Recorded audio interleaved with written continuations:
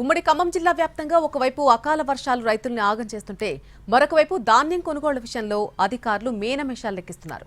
కొన్ని ప్రాంతాల్లో నెల్ల తరబడి కూడా ధాన్యం కొనుగోలు చేయడం లేదు. కిరాయికి తెచ్చుకున్న టార్పలిన్ పట్టాలు రేట్లు కూడా పెరిగిపోవడంతో మరింత ఇబ్బందులు పడుతున్నారు రైతులు.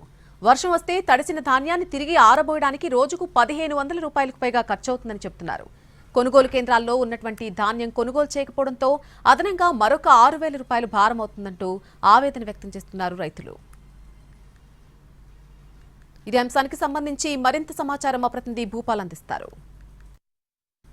ఉమ్మడి ఖమ్మం జిల్లా వ్యాప్తంగా రైతుల పరిస్థితి చూసినట్టయితే ఒకవైపు అకాల వర్షాలు, మరోవైపున ధాన్యం కొనుగోలు చేయడానికి అధికారులు ఎవరూ రాకపోవటం, లారీలు లేవని సాకు కావచ్చు, మరొక సాకు కావచ్చు, ఏదైనా కావచ్చు, ధాన్యం కొనుగోలు చేయడానికి మాత్రం రావట్లేదు. అన్న మీరు చెప్పండి, మీరు ఏం తీసుకొచ్చావు? మనం హెచ్ఎంటీ వరి అని తీసుకొచ్చాము. దాదాపుగా 15 రోజులు అవుతుందండి. ఇంతవరకు మార్చిలో చెక్ చేయాలనుకుంటాం. అందులో వర్షాలు, అకాల వర్షాలతో మేము అడావుడి చేసాం. బట్ కాకపోతే మళ్ళీ అవుతుంది, ఆ వర్షం కారణంగా మార్చి మళ్ళీ తీసుకోవట్లేదు. అదొక కారణం అయితే, ముఖ్య కారణం అయితే లారీలు కూడా రావట్లేదు.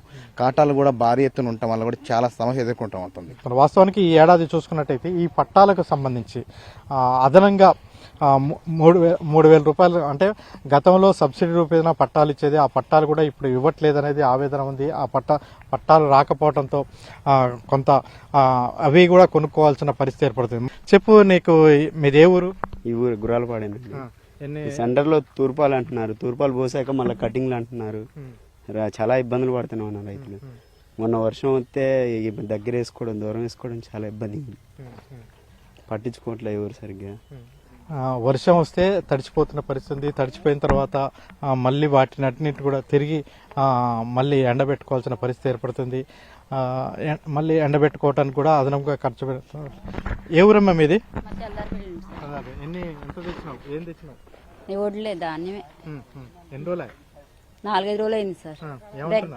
ఏమంటున్నారు, అసలు ఏడ ఇంకా చేత రావట్లేదు అంటారు. రోజు దగ్గరికి వేసుకోవడం, వాన వర్షం భయం అవుతుంది. సాయంత్రం కాలం దగ్గరికి వేయటం, మళ్ళీ ఇప్పుడు ఎడలు అంటాం. ఇంక అట్లా ఇబ్బంది పడుతున్నాం సార్. అంత వర్షానికి మళ్ళీ తూర్పాల పోతున్నా కానీ తరుగు వస్తూనే ఉన్నాయి అంటారు. 5 కేజీలు 6 కేజీలు ఎత్తనంటున్నారు. 5-6 కేజీలు తీసుకుంటున్నారు కింటాకి.